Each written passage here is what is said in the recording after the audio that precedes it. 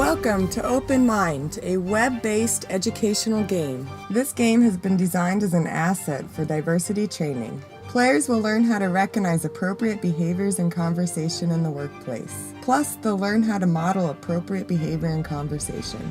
There will be different settings that players get to choose from. One of those settings will be which workplace they would like to play in. Another setting that the players will get to choose from is which character they want to be in the game. Players will start at the beginning level. After they complete that level successfully, they'll move on to the next level. There will be a beginning, intermediate, master, and teacher level. Before completing a level, the character can only move within that level. After completing a level, they can start at the beginning of that level or move to the next level. Players will begin by learning what appropriate conversations and behaviors are from other characters, and then soon they will mimic that behavior with their own characters. For this part of the game, players will need to determine whether they see appropriate behavior and conversations. This is an example of feedback players will receive when they're playing the game. All these conditions are needed to work together to prevent discrimination. For this part of the game, players will need to determine whether they see inappropriate behaviors or conversations.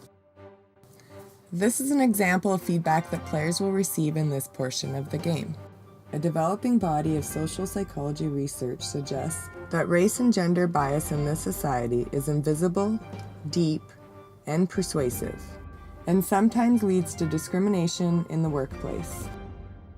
In this part of the game, players will learn how to intervene. First, they'll be taught to stop, look, and then listen.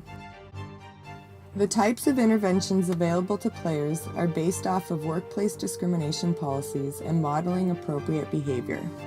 Intervening on inappropriate conversations or behaviors can be difficult in the workplace because it is our livelihood and our professional reputations at stake. The most effective way to intervene on discriminatory behavior is to model appropriate behavior and conversation at work. The game will work as its own assessment. The game will be coded with an algorithm which tracks choices the player makes throughout the game. The algorithm will be designed to analyze the findings, then show if the players have met each level's learning goals before the player can move on to the next level. It also gives the players feedback on the learning goals they have met and show the areas of proficiency the player has demonstrated in the game. This is an example of the type of results a player will get at the end of a level. After reading the results, the player can choose if they want to learn more from the current level or move on to the next level. Thank you for joining me to learn more about Open Minds.